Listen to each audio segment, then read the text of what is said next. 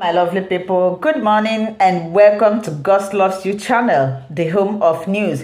If it is your first time of coming across this wonderful platform and you like what we are doing here, kindly subscribe, put on your notification bell to all notifications. This will enable you to know when we upload a new video. Here we react to all forms of videos, especially what is happening in Nigeria. If you like this kind of content, subscribe, and after watching, always drop your thought, your opinion. You are free to criticize, but let us always do it constructively so that at the end, nobody will be offended. Yes. So let's hop into today's video. Remember to share after watching, and God will bless you. Decision to annul the elections, portraying himself as a leader whose hands were tied by military and security pressures.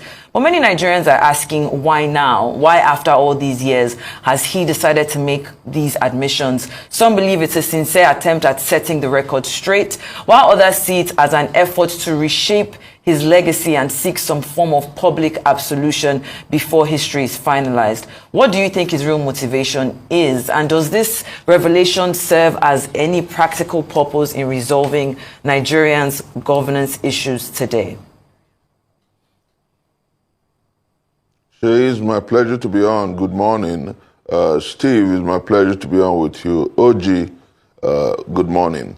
Let me say very importantly that Thursday, the 20th of February 2025 was an effort, an attempt in rewriting history. We obviously know the truth. We know what happened in 1993. We are aware of the hundreds of thousands of our young people who were mowed down by Abacha's guns and goons. We are very definitely necessarily not desirous of IBB's validation as to who truly won the June 12th election. We knew. Everybody knows. And that's why I'm enamored by the reaction from the siblings, the family of Chief M. Abiola. It was evident that Chief M. Abiola won that election, and Muhammad Buhari had recognized him as a former president, and June 12th celebrated as Democracy Day. What is important to me and for posterity is the fact that we must put the figures straight, we must put issues in proper perspective, and I do not understand, like your question did clearly note, after 32 years, why that messy memoir? I do not understand why the attempt to rewrite history.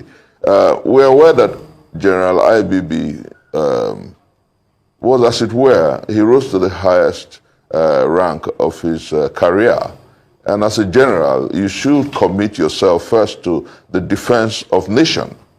And if in that memoir and what he read out on Thursday, the February 20th, he admitted that he was scared for his life, he didn't want to die for truth, for right, and for justice, then there's a big question. And I've heard a few people say that that book will serve for education, serve for information, and will serve to help position our country historically on the right track. And I'd say with the greatest sense of sincerity that that book will do no justice to our nation and our story. And I say this for three reasons. If General Ibrahim Badamasi Babangida had called that meeting to atone for June 12th, to create an endowment for the victims of June 12th, to create an endowing fund for those who lost lives and limbs on account of his action and inaction due to June 12th. If he had come out to truly apologize and say, oh, so and so amount of monies are being positioned for those who lost lives and limbs on June 12th, and for my mistake and the way I wrongly handled history, it would have been profoundly right. But to admit as a general that you were lacking in courage and scruples, to admit that you could not put country first bothers me, Sheita, and bothers everyone who was reaching about it. You see, there's something about generation 19, the generation that was before 1970, you know, the generation before the war. I think they are too quick to overlooking the issues that affect our country. And there's something different about generations 1970 and I say this advisedly, perhaps because I'm a mystic. I say this with all sense of respect. Those who came immediately after independence have this sense of anything can be forgiven, anything can be allowed. But, you know, maybe because we were conceived through the throes and pains of the war. Maybe because our parents went through harrowing injustices and harrowing circumstances, and we want to interrogate how we lay fundamental praxis and parameters, if you like, for our nation. You don't wake up one day and come to present a book to Nigerians, and who dare say that we did not know that the 1966 15th January coup was not an Igbo coup? We all knew that people machinate, that people use those sentiments to divide us, our fault lines, is unfortunate. But we all knew that Nzogwu, Ifajuna and Co., Ademoyegu and several others were seemingly proactive. They talked about 10%ers and they talked about wanting to right the wrongs. That the coup failed and so many people preyed on our emotions and sentiments and branded it an Igbo coup when waiting for Babangida to tell us it was not an Igbo coup. We knew. People mischievously appropriated it to our Igbo brothers because they wanted to subjugate and marginalize the Igbos. We weren't waiting for IBB's book to know that. What IBB should have done was simply say to Nigerians, I am deeply sorry about what happened on June 12th. Say to the Abiola family, I'm deeply sorry about what happened on June 12th. And let me say, interestingly, this morning, I'm talking with my brother there, my big brother Steve is there. And Steve understands what I'm saying because he knows we have a common friend. And I'm saying this without equivocation. Coincidentally, that day, I had just sent money to the family of Richard Ogunderu for his medications. Richard Ogunderu was a young man who led the plane hijack in 1994, calling for the revalidation of June 12th, for the de-annulment of June 12th. So many of the young people who fought for June 12th are yet to get back to their feet. All right. And somebody comes to say, oh, I take responsibility. How do you take responsibility? All right. That, coincidentally, may be an act of history. On Thursday, he couldn't keep his medical appointment because perhaps his dad received the money I sent late. And so that medication, he's going to go back to the hospital on the 26th. There's so many families across Nigeria who are victims of June 12th. All right. There's the also Abiola, people who ran away from Lagos because of June 12th. You don't wake up to just... And then for those who think that a military president can wake up and endow a presidential library, I think it's wrong for our historicity. A presidential library is about rule of law. It's about those elected by the people to govern them. IBB was never elected by Nigerians to govern them. So he lacks the moral nexus. He lacks the legal parameter to endow or create a library. We must call a spade by its name. All right, I'm passionate about what I'm doing here today. Professor Nwakobia, because of time, I'd like to just, revisit the questions. I have tears in my eyes as I talk this morning. All right. I mean, you and a lot of Nigerians feel the same pain at this moment. And, I know that you have called for an apology. I know that they called him the military president for a reason. He did not apologize, but he did take responsibility. And, leaders of thought, a lot of people have hailed him for taking that responsibility. And that, I know that you don't believe that Ibrahim Badamasi Babangida, has done justice to his memory, just hearing from you by writing his book. But I believe Sheto had asked a question, which I would like for you to actually answer with this question, especially with that revelation that he was not responsible for the annulment of June 12, but that his friend, General Abacha, who was the chief of army staff, I believe at the time, was responsible. Now we have seen responses from Abacha's children, including Sadiq Abacha, who implied on Facebook that his father was a victim of jealousy and subtle betrayal. And then also we heard from Gumsu Abacha, who, had written weakling in a viral tweet.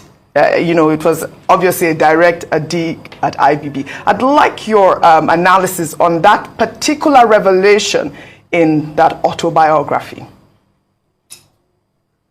Oji, with the greatest sense of respect, I think I raised issues about cowardice in my opening. And let me say clearly that IBB was the commander-in-chief.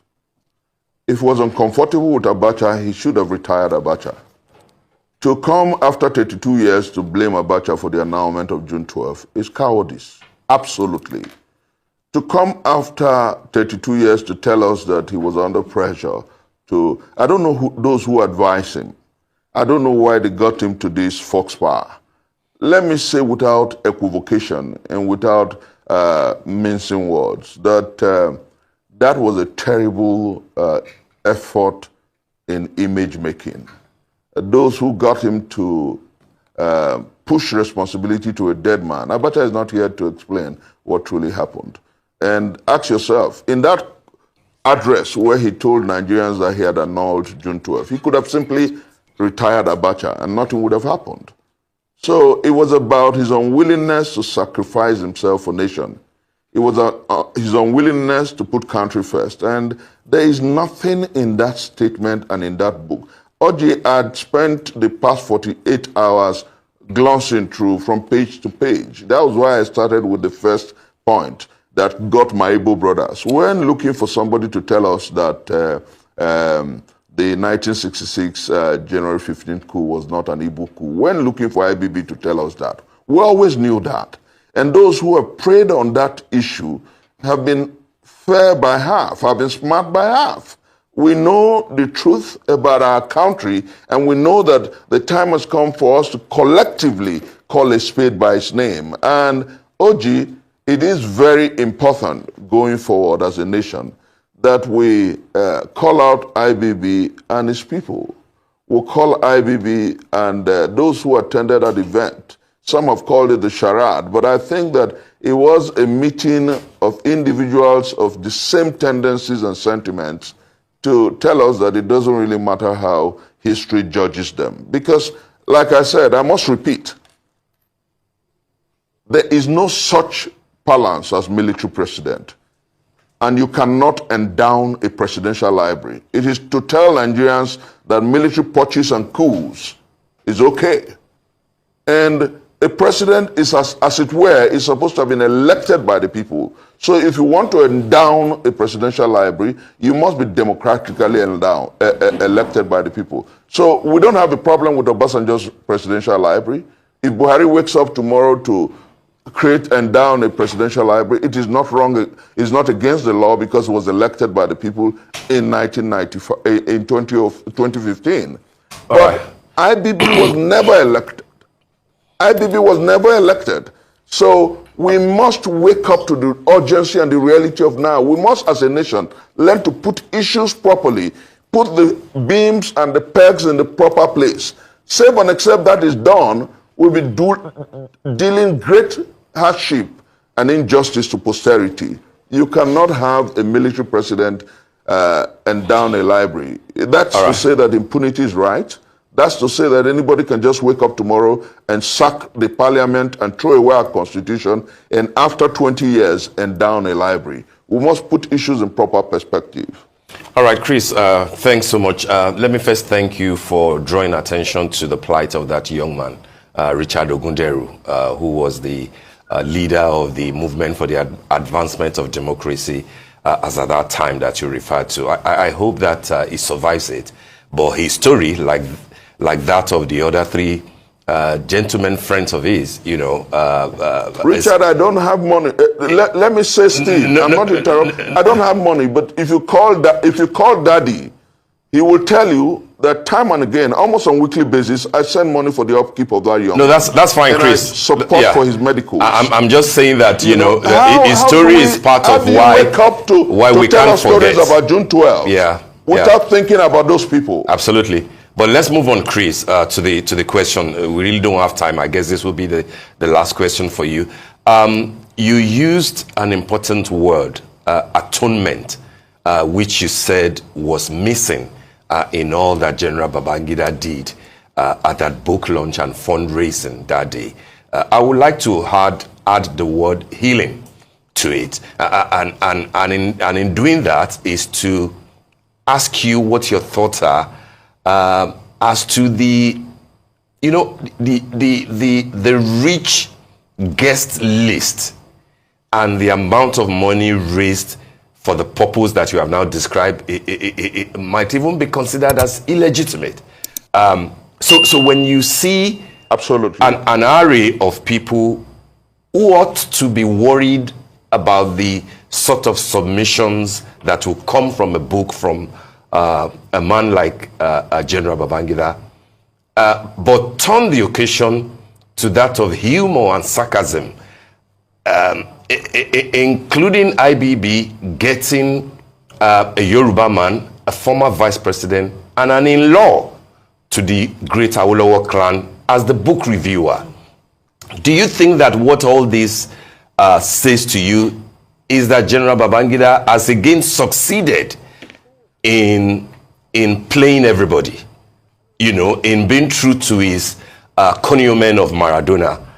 Because at the end of the day, he didn't apologize for anything. He didn't atone for anything. He only said that he took responsibility. And then people laughed it off, and then monies were raised. At the end of the day, will you say that that can bring any form of healing or atonement whatsoever? Or this is the story of Nigeria that 32 years after, we'll laugh it off and we just move on?